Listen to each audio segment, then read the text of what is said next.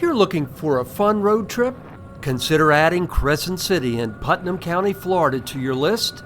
It's nestled in the rural area between Jacksonville and Orlando, east of Gainesville. It's just 2 square miles, but has plenty to recommend it for an outing, including an electric semi-submarine glass-bottom boat that tours Lake Stella. The sub is at Hallie's Landing, which is a delightful open-air burger shack along Lake Stella that also rents pedal boats and stand-up paddleboards. The semi-sub is a smaller replica of the S-44, which was a class of subs commissioned by the Navy in the 1920s and were commonly referred to as S-boats. The replica at Hallie's Landing was built by owner Lloyd Reeves. Because it's a semi-sub, it doesn't fully submerge, but it does have viewports down below. I got the actual building plans. We scaled it down. I had the frame spacing every 2 feet, and then every other frame was removed once I got the hull built. And I had a naval architect actually do the bottom part of the hull for me as far as the drawings. Well, this initially was built as a 1928 S-class submarine replica, 3rd scale in beam, 1/4 scale in length. Got the actual plans from the National Archives. And from the waterline up, we made it accurate. Waterline down, we actually did a glass bottom boat style with portholes. The real S-44s were used during World War II, and Lloyd says it was the first U.S. sub to sink a Japanese heavy cruiser. His replica includes photos of the original S-44 and some crew members. After years of research and building, he finally completed his electric-powered scale replica in 2003. All right, it's a Torpedo electric outboard. It's 48 volts. It's got 5 kilowatts worth of batteries in it.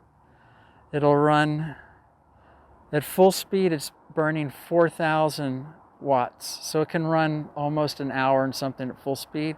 But at the speed we cruise at, which is about 2 to 3 miles an hour, it only burns 400 to 500 watts, which translates to almost 10 hours of operating range for a tourist, which works great.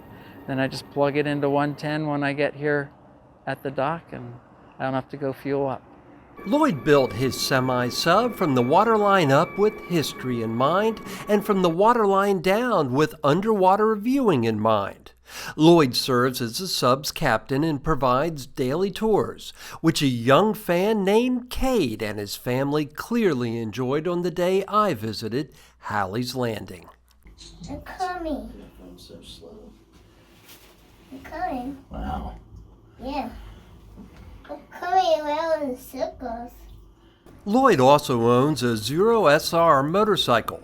So when he moved into town after relocating from California, he was surprised to find there weren't any charging stations in the area. I was looking on PlugShare on where I could plug in if I got low on the way home from someplace, and there was nothing within 20 miles. So when we opened the shop, I thought, let's have the only charging station in town. And we get a lot of business that way, and I'm really surprised none of the other businesses have picked up on that, because you can get a commercial grade level 2 for about just under $500, so it doesn't take long to pay for itself.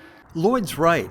That's how I first became aware of Hallie's Landing and why Crescent City is making my list of Florida road trips. Thanks to Lloyd, the lakefront town is no longer a charging desert. While Hallie's Landing is certainly worth a visit, the largest attraction in Crescent City is Crescent Lake, which spans almost 16,000 acres and is known for its bluegill, shellcracker, and largemouth bass fishing. Three Bananas is Crescent City's go-to lakefront restaurant, while just up the street in the center of town is the historic Sprague House, which was built in 1892. Up until recently, it served as a bed and breakfast, although it was closed at the time of this video's posting. Crescent City was settled in 1852 and was added to the National Register of Historic Places in 1996. If you do treat yourself to a ride out to Crescent City, you'll definitely want to stop at Fletcher Park. It's right on the way into town, assuming you're coming from Jacksonville, and it has got a wonderful pier. The views of the lake from the pier are just stunning. Crescent City's lakes and people like Lloyd make it a fun destination for anyone interested in meandering through Florida's less traveled areas. There's a Crescent Lake boat launch right on Central Avenue across from Three Bananas and a public beach on Lake Stella. You'll find links to everything mentioned in this video below the description of this video's YouTube page. Now that I'm charged back up, courtesy of Hallie's Landing, it's time to hit the road again in search of another adventure. If you've enjoyed this episode of EV Rider, please give it a like and subscribe so I can keep bringing you more of the people and places that make the Sunshine State special.